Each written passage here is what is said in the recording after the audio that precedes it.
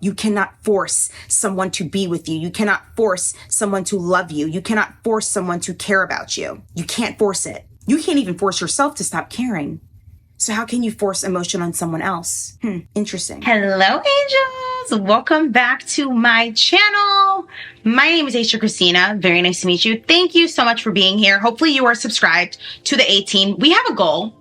We are trying to reach 300K. I know that we could do it. I know that we're going to do it. We've hit many of other milestones in the past. So if you are watching this video, I want you to just give it a thumbs up. I promise you I'm not going to hold you long because we're going to jump right into it. This is how you know that you need to detach. If you identify with any of these issues, that's how you know you need to detach, and you need to make sure that you are watching the rest of the videos in this detachment series that I have. They're going to give you practical tips on ways to detach in various different forms, whether that be de-stressing, whether that be detaching yourself from certain outcomes, et cetera, the list goes on. I promise you're going to love it. So if you are someone that is struggling with comparison, you find yourself always feeling like you're jealous of other people. You feel like you don't want your boyfriend around, good looking woman because you're afraid that he's going to be looking at them and not you. And it makes you super insecure. Or maybe you see situations like that and you take on, the identities of maybe the woman that the guy you like is following on Instagram because you feel like that's what he really wants. Like, all of these very insecure-like qualities is how you know that you need to detach, okay? I want you to focus on what your strengths are. How do you express yourself, all right? And listen, it's not lost on me that sometimes there are toxic dynamics that a lot of us tend to have endured, experienced, or we are in one that kind of ignites that sort of anxious attachment style in us. And I want you guys to remember that it doesn't matter how strong a connection with someone might be. You are stronger of a person. All right. You should not allow whatever connections that you make in your life, romantically, platonically, to lead you down a path of deceit and confusion and feeling anxious and, mixed messages and drama and competing against this person. You need to make sure that you are advocating for yourself in all of the relationships that you have. Okay. And also, especially as it pertains to the beginning stages of dating, stop making people that you barely know the main character in your story. That is a role that has to be earned. Okay. What is it? Main characters, co-characters, whatever it is. You should not allow someone to step into your life. And where does this stem from? Okay. This all stems from not being secure within yourself. When you are so obsessive over what someone has, the qualities that they have. And I oftentimes do wonder, are people that are like this, are they aware that they are like this? Like, I think that there is a certain thing as being aware, but still not fixing it. But then there are people that I'm afraid are just completely oblivious to how they are. And I think that's what's a little scary. But then again, arguably they both are scary because it's like, there's no like resolution to either of those things, if it's not being worked on. Anyways, I digress. If you are the type of person where you don't believe that people have good intentions, you think everyone's always out to get you, you have this fear. I will never understand people that say things like, do you think that like, I'm going to be with this person forever? Do you think that we're going to be friends forever? Like, what type of question is that? Like, I don't even know how you want me to respond. Why would you like me to respond? No, I don't think we're going to be together. No, I don't think we're going to be friends forever. Now what? Okay. So be careful of the things that you are thinking, because a lot of the times we are putting these thoughts and these feelings out there, and they turn out to be a self-fulfilling prophecy and confirmation bias, because you will get the exact outcome that you were trying so hard to avoid. Oh my God, I really like this person so much. I don't want to lose them. I don't want to lose them. I don't want to lose them. Yet you're doing everything. This is how life works, right? You're doing everything to get that exact outcome of not losing that person. Girl, you're doing everything to lose that person. That's just how the human condition goes. Whatever you fixate on and you're just trying so hard to like make it work, it's going to do everything but that. If you feel that you have to respond to things and be super reactive instead of maintaining good relationships in your life, if you're obsessing over the outcomes of where is this going? How long will this stay? Will I have this forever? When is this going to be over? All these different things, and every single thing that you fixate on, you have to have like a whole plan of how it's going to go. Do you understand what it is I'm trying to say? Like, I'm not saying, hey, don't plan things in life. I'm a very organized person, but there's a different level and intention and type of calculation that some people have where they feel like every person that they encounter, especially as it pertains to relationships, they have to manufacture a version of themselves that they feel like that man is going to like. That to me is a problem because we have to have our own sense of self. Okay? Who you are is going to show up inevitably. And what you're saying to me is you just don't think that you're good enough, because if you did, you have no problem showing up exactly as you are because you want to be liked so badly. So you have to manufacture a version of yourself that you think would best get along with this person. You have to take on interests that are not even really yours, that you could care less about because you want to bond with this person. False sense of intimacy. You need to detach. I understand that we cannot control our emotions, but we can absolutely control our reactions to our emotions. There is nothing worse. There's a lot of things that are worse, but I'm just saying for argument's sake, than being around people that are just super reactionary. It creates a level of unsafety. Yeah. Because you ever be around someone, like maybe you have a friend that is just like ratchet and like wants to fight all the time, things like that. Like you can't even go out because you're so scared. Maybe you're dating a guy who every time he gets drunk, he's starting bar fights with people and you're getting kicked out of the club. You're worried about the things that he may say. Come on, girl, because we've all been there.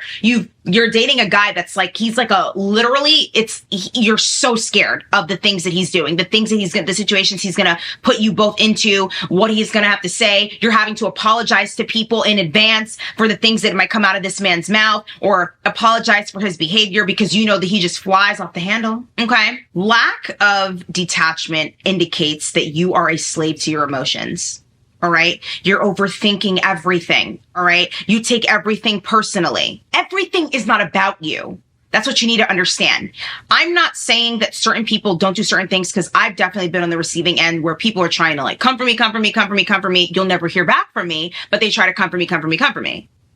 It does happen. But at that level, it's obsession and it's an illness. But in your regular, ordinary life, no one is usually going out of their way to try and tear you down and to bother you. Like, that's not usually the case. Like I said, if it is, it's obsession, it's a sickness. But your typical issues that you're having, people are not thinking about you like that. And people that are petty, again, it's a sickness, it's an illness. If they're going out of their way to create a sense of uncomfortability for you, then you already know what it is that you're dealing with. You're dealing with an ill person.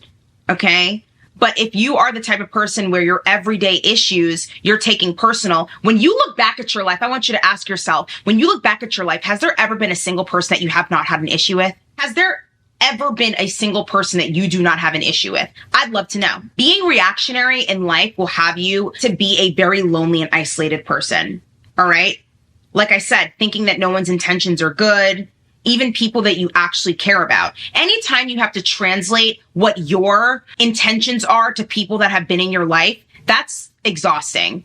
I don't enjoy doing things like that. A healthy dynamic, all right, should not consist of constantly translating what you meant when you said certain things, what your intentions are. Because your friends and the man that you're with, they should automatically know that.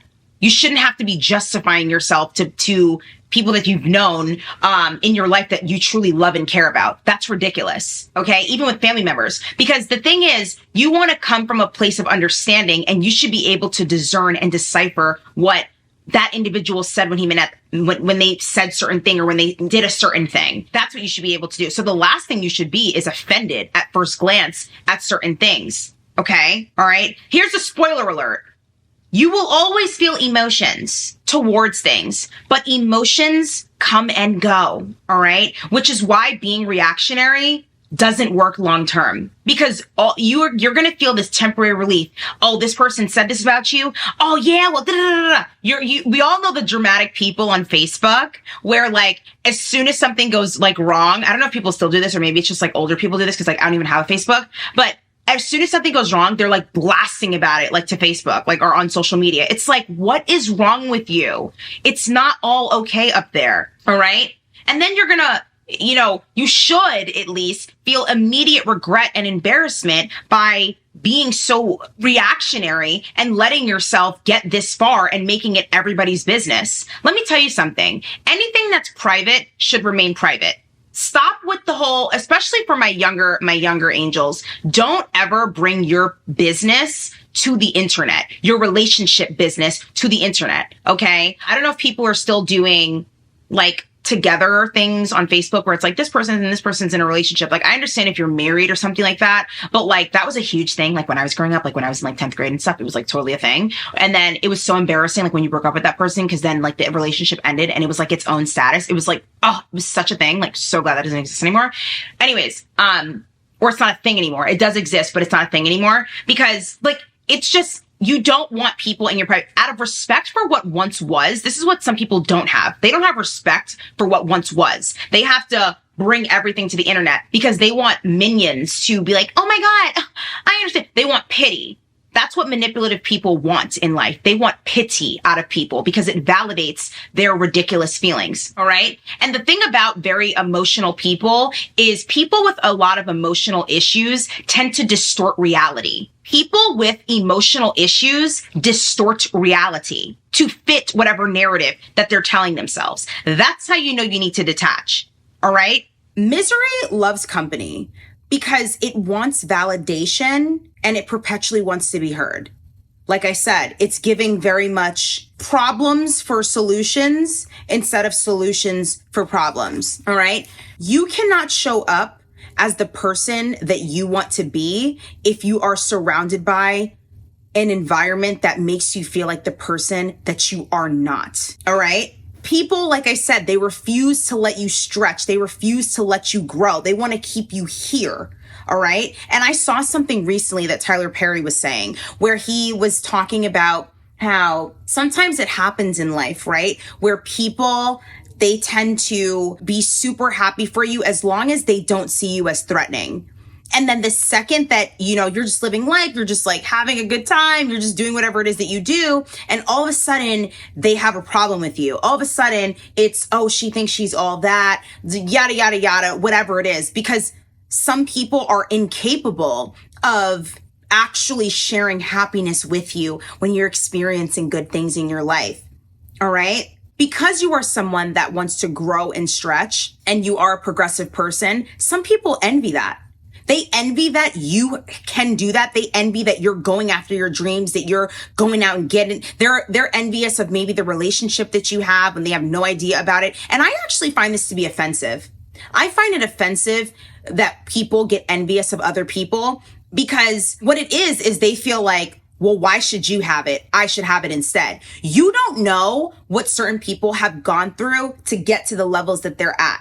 You have no idea what people have endured. There is no easy journey. There is nothing easy. Nothing worth having is going to come easy. So the nerve and the audacity, the gut and the gall for people to be envious and feel like certain people don't deserve what it is that they have, please stop. It's very offensive to me. All right. And yes, as human beings, we don't like what it is that we don't understand. Oh, why her? Not me. Like, wow, like she just gets the knight in shining armor and like, I just don't. That's what happens when you study people instead of getting to know yourself. Study yourself first. Discover that book because you're never going to figure out other people and you're sure as heck not going to figure me out. So cut it out. All right. I want you guys to be able to allow happiness into your life. Don't necessarily chase it, but allow it because some people can't even allow happiness into their lives. All right. So in a relationship, right, it's important to not be reactionary because you never want to create an environment where people are so uncomfortable to tell you things. All right. You have this like unspoken demand where you're causing people anxiety, and in turn, it's going to make people pull away from you. Then your confirmation bias in your head is going to be like, no one ever stays around. People are always giving up on me. No one wants to be my boyfriend. No one wants to be my friend. And this is why I say, don't blame others for triggering you. Your triggers are your triggers. They belong to you and only you and only you. All right. Feelings are valid, but they're not facts. All right. Triggers are messages that you have unresolved issues that you need to work through. It will pass. You will survive. Take your triggers as an opportunity to grow and to mature as a person, not to stay jaded and warrant pity from people and to stay being the victim. I want to be heard all the time, but I don't want to do anything to fix it. How is it that we're having the same issues since like 2005? You ever hang out with people and it's like they're the same person, they make the same jokes, they have the same perception of life all the time? How? Or it's like same case, different face. Your triggers will throw you into an emotional flashback, and it will put you in an early phase of life to an underdeveloped part of yourself. And when you're spending your entire life concerned about the wrong things, it's impossible to fix the things that need fixing. Ain't no way you're fixing your life and you're so worried about what's going on in mine. Ain't no way you're progressing as a person when you're so focused on what's going on next to you. Oprah Winfrey said something that I really love. She said that back in the day, once upon a time in her show, her producers, they would kind of update her on like what's going on with like other people and things like that. And she said, listen, I don't want to hear about who's coming out with a new show and what the ratings are, this and that, and that. I'm very much of that nature as well. I don't care what's going on around me because I'm genuinely focused on myself. And I don't mean it in an angry way. I just actually genuinely don't care. And she said, when you're running a race, if you're always focused on the person next to you or behind you, that's like, they're going to creep up on you and then they're going to, surpass you. And that's not to say like, oh my God, like you don't want people to pass you, all these different things, because you should be happy for people accordingly that, that you love and you care about. Be happy for people in general is what I'm trying to say. But you understand in this context, principally what I'm getting at is you don't want to be paying attention to everybody around you, because then you're going to lose sight of what your goal is and you getting to the finish line. We spend so much of life trying to avoid the very things that we need. And it's because of Freud's repetition compulsion, right? So it's like the abused marries the abuser. The controlled allows others to control her, because we tend to reenact our pain and prolong our suffering as human beings. It's the human condition. So when we are adults, we manage to recreate similar conditions to that which we were raised in and that we've experienced as in our childhood. All right. It's a life trap, also known as, there's a term called schema. And schema is a concept that actually comes from cognitive psychology. And schema is basically a deeply enriched belief about ourself and the world around us. And schemas are central to our sense of self. And so to give that up would be like surrendering our security of knowing who we are and how we perceive the world. So we cling to it, even if it hurts, because it provides us with a sense of predictability and certainty. It's comfortable and it's familiar. So like I was telling you guys in another video, people with emotional problems really do tend to distort reality. So when you're upset, it's important to examine your feelings and your thoughts logically. That's why I say you delay your response. Are you exaggerating? Are you personalizing? Are you catastrophizing? Do these thoughts actually make sense? Did he really do this to try and upset you so you're writing subliminals on Instagram? Did she really say that to get under your skin? And if so, then what now? Are you assessing the situation logically? Because some people have this thing where they just gotta let whatever's on their mind off their mind first, then they want to start assessing things after.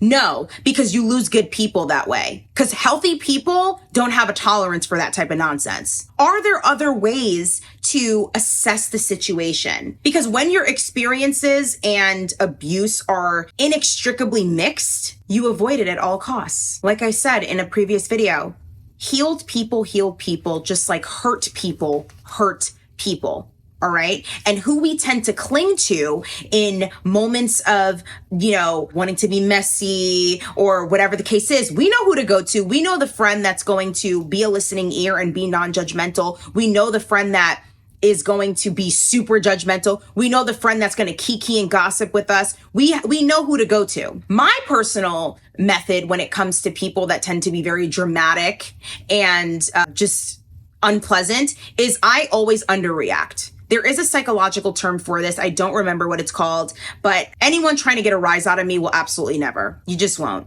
It's tried and true. I've been through the ringer. You're never going to hear from me. All right. I am not responsive because I'm not a victim and I'm not meeting you there or engaging with you.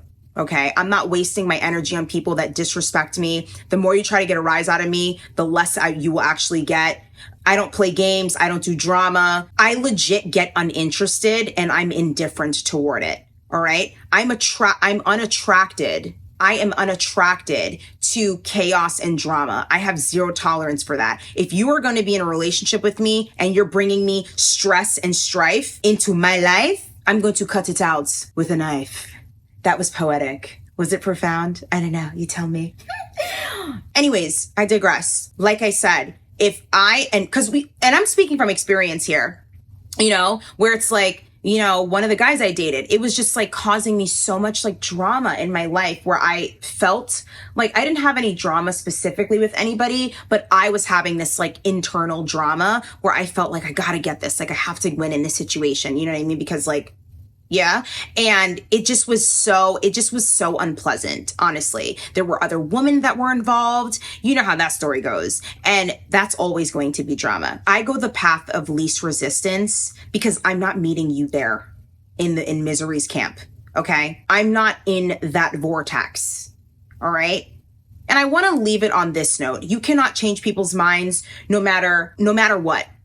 No one has your exact perspective on things. So get used to it. Get used to people having a difference of opinion. That's what makes the world go round. People that constantly are comparing and contrasting how similar and different they are to people are, they're not emotionally intelligent people. They're not ready for life yet. Get the Gerber plan. Grow up. Grow up. All right. Either you get it or you don't.